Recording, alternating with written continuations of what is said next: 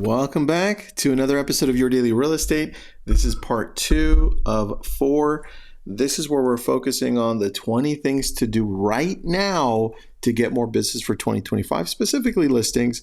Now, this episode's brought to you by my book. It's out on Audible. Pick it up, Real Estate Prospecting. It's getting great reviews. So I hope you pick it up. If you've already read it or listened to it, I would love for you to give me a review, please. I've been looking for reviews. We're stuck at like 74-ish, I believe. So I need your help.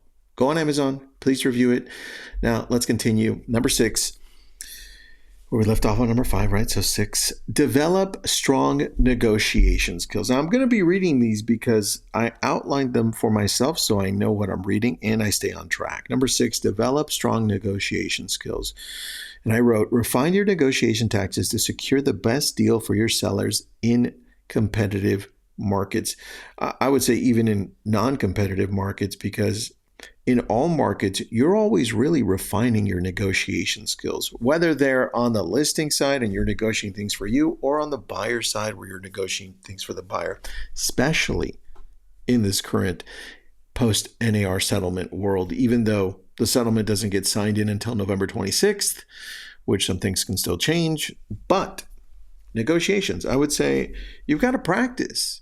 You've got to practice by asking yourself those objection questions that people come up with. And you know what they are. It's like, well, your commission's too much, right? Well, what's your experience? Do you have a team? Are you familiar with this area? How long have you been in this business, right? Or whatever else they come up with. The point is, you already know most of the objections, and if you don't, put them into ChatGPT. And I would recommend, I'm trying to look for the book here, Never Split the Difference by Chris Voss. I would read that book. I would read it, highlight it, study it. You've got 2.5 months to the end of the year. That would be your homework.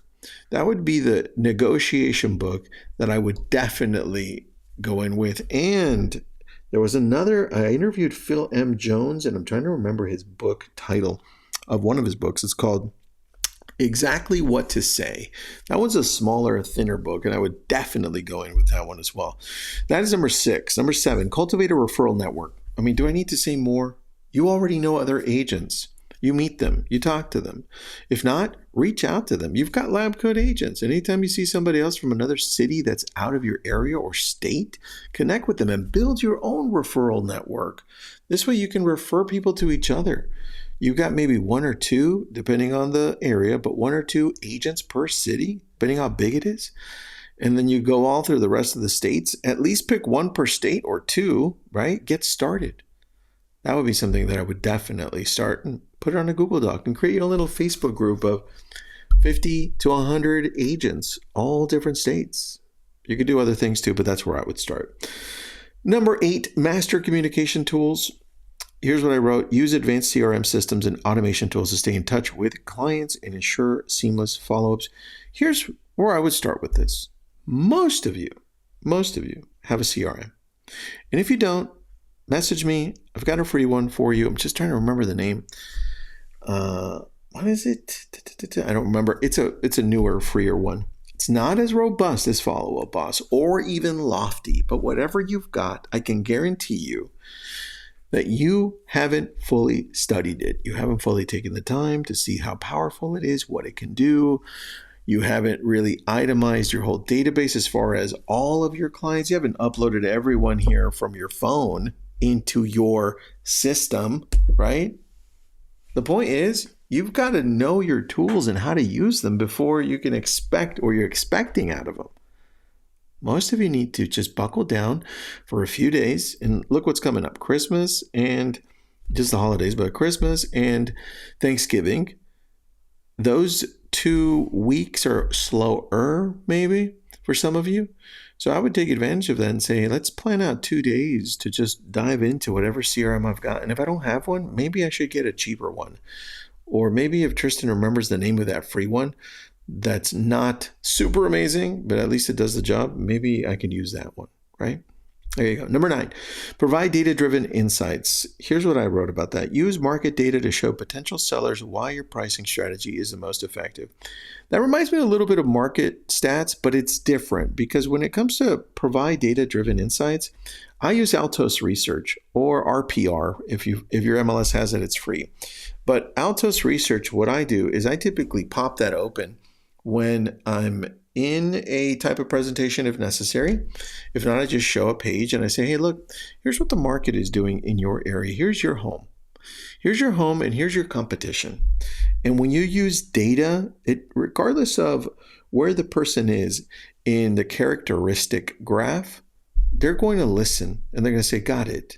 They may still say, hey, it doesn't make sense. I don't care what you say.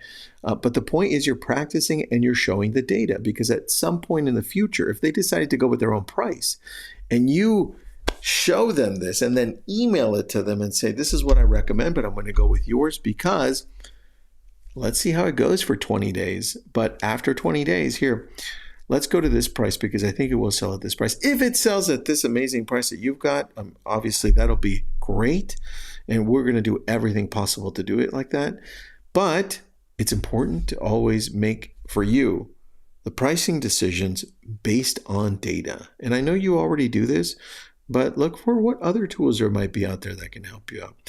Number 10, build a reputation for trust and integrity. I mean, do I have to really point that out? I guess I do, but that's number 10. It says cultivate a reputation that reflects honesty, transparency, and integrity. And it's how we operate in everything, especially in the world we're in right now, right?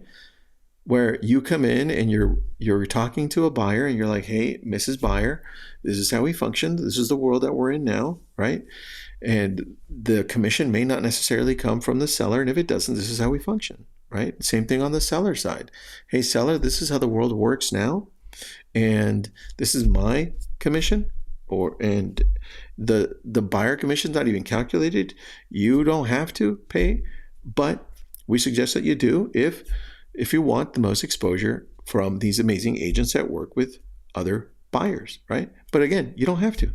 And so being transparent about everything and explaining the reason, I think people can connect with you a lot more because of it. Plus, if you're putting yourself out there sincerely on social, on newsletters, in events, and you participate in the community, people can get that feeling that you are trustworthy, have integrity, and you have their best interest at heart. And I mean, who doesn't want to work with you at that point if they know you have their best interest at heart, right?